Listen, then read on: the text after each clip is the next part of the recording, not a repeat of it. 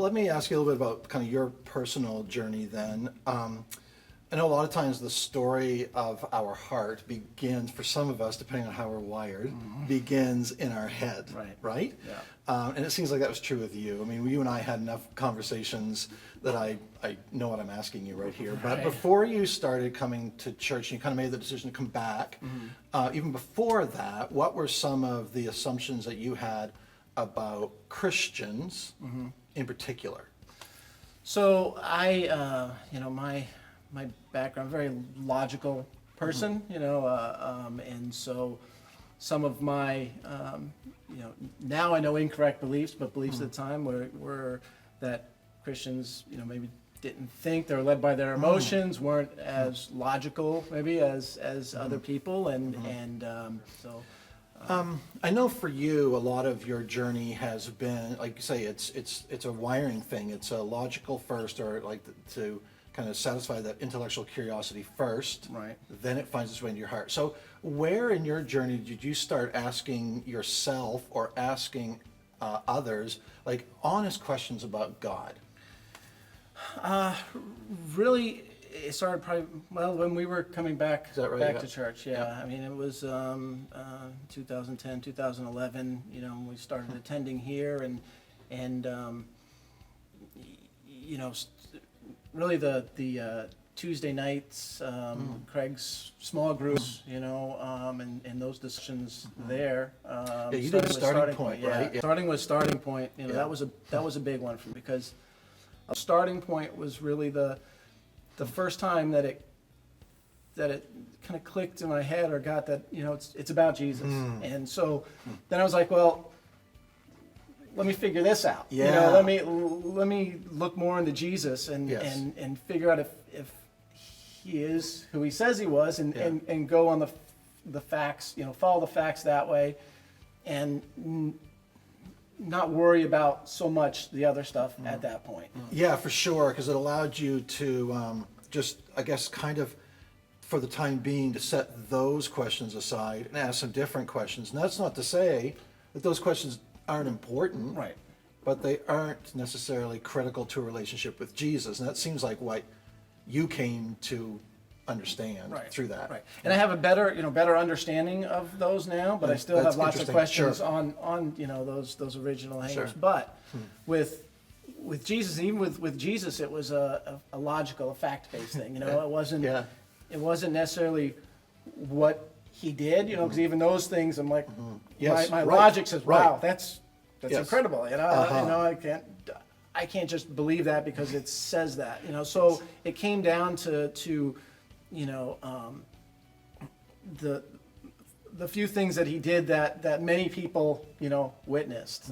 Him being after first, the big thing for me is the empty grave, and at a time that everybody, whether you were a Christian or non-Christian, or everybody in the Roman world was looking for him. Right. And to me, if that didn't happen, he would have been found at the time. Yes. Like If it didn't happen, it's a scam of all scams, right. Yeah. And the conspiracy of all conspiracies, and that is more unbelievable to me than believing in Christ. Yeah. And him taking Paul and somebody who was the biggest Christian slayer, at the time, and turning him to the biggest advocate and the greatest, advocate for Christ. Yeah. That those things, and those are, facts that whether you're a Christian or not, those are facts. Right. And, the hundreds of people that saw him after his death, and that, again, to have a conspiracy that big for that long just isn't believable for me, that he isn't who he says. The preponderance of evidence compels us to believe it, right? It's like, what do you do with all of it? Right, exactly. So that's what it came down to. That's really interesting. And so even now, when I have say issues or conflict with some of the things I read in the Bible, especially the Old Testament. Right. Yes, exactly. That's tough. Yes. I go back to that. Was Christ who he said he was? Okay. Yes. Well, I can put that aside for now, and maybe I'll maybe I'll have an answer for that, maybe I won't. You know? Well, I think it also, I mean, really, when you kind of back up and take the big picture look at it, I think it's a tool of the deceiver to somehow subtly here and there plant those ideas that if you can't get over this, Right.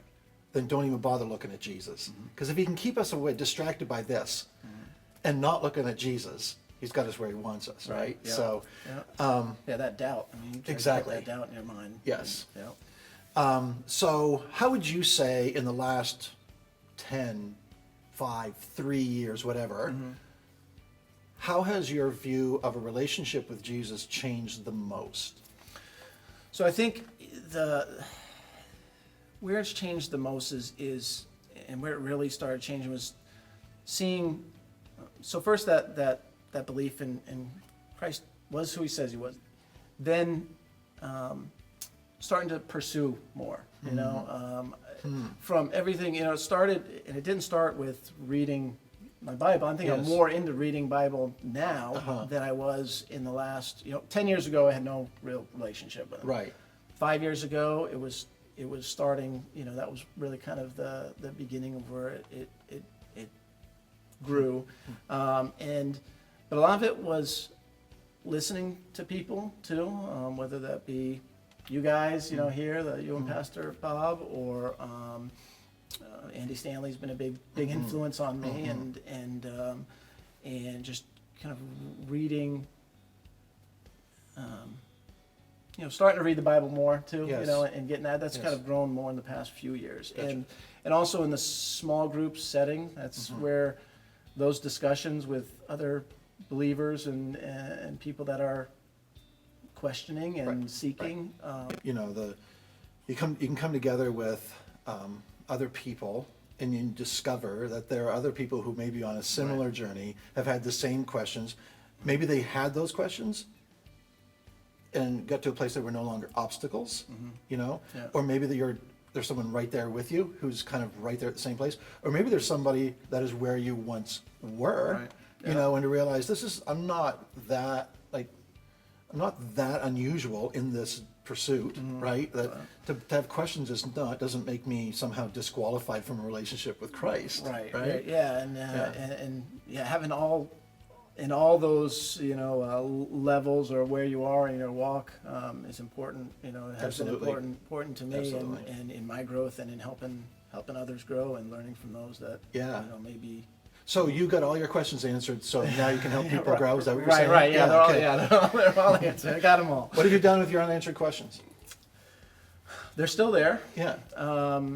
And I think when it's something that's really, I don't want to say bothering me, but I'm thinking about, I go back to the beginning, to Christ and what he has to say about it. I'll look it up or try to figure that out, and I may get a little bit more satisfaction in my answers, but I may not, and that's okay, because I have learned that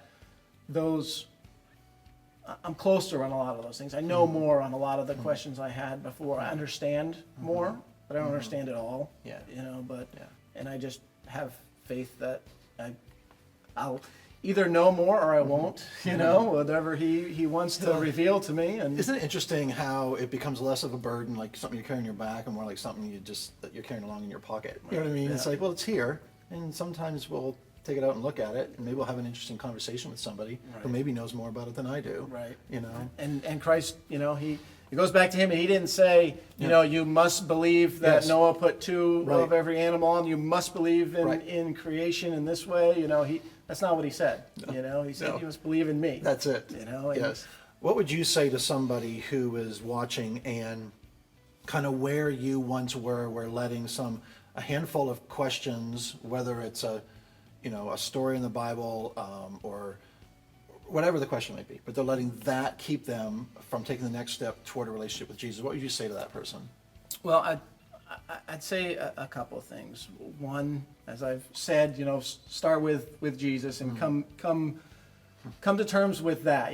Get that down first and foremost, and what your belief is in Jesus. Was he a great man, or was he the Son of God, like you Yeah. proclaimed? And really come to come to grips and decision in your mind there and in your heart. And then, for me, because the Old Testament seems to be one of the ones where a That's lot the of the big one. questions Yes, are, exactly. and so recently, I'm being more educated on who it was written to, Yes. when it was written, whether, some of it is allegory, some of it, Right. are you supposed to take it literal, or is it, a story for understanding type, Yes. and so. You're having a good sense of the context. The what it context, is that we're right, reading. yeah. So, well, great. I appreciate you having this conversation with me, and it's been just really fulfilling to be a part of this journey with you and your family. And we've been at this for a few years, but we're kind of just getting started. So I'm excited to see where it goes. So, Well, thank you Appreciate too, and it's been my pleasure to sit down. thanks, Scott. Yeah.